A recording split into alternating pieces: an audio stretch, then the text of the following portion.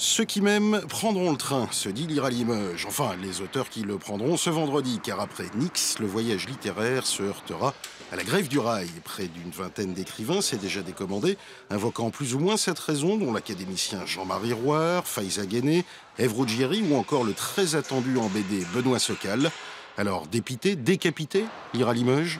Absolument pas. On n'a pas plus d'annulations que les autres années, voire moins que certaines années, puisqu'on en a une vingtaine, donc ça représente à peu près 10% du nombre d'invités.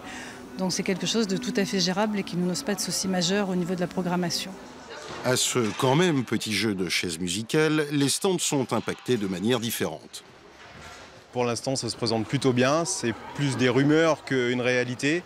Alors peut-être que d'autres stands seront impactés, mais en ce qui nous concerne, tous les auteurs annoncés seront bien présents à cette heure-ci. On a 3 désaffections en BD et 7 en littérature, donc c'est proportionnel malheureusement.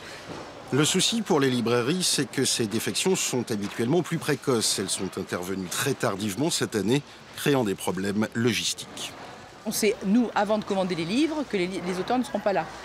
Donc on peut envisager de prendre d'autres auteurs ou de s'organiser. Là, ce qui s'est passé cette année, c'est qu'en fait tous les livres ont été commandés parce que les auteurs se sont désistés très tardivement. Lire à Limoges a mis en place un système de bus, de minivans et de voitures. Et samedi et dimanche, près de 180 auteurs seront ainsi amenés et ramenés, principalement depuis et vers Paris. D'autres resteront plus longtemps que prévu. La plupart des têtes d'affiche seront donc tout de même là, dont normalement dimanche matin un certain François Hollande.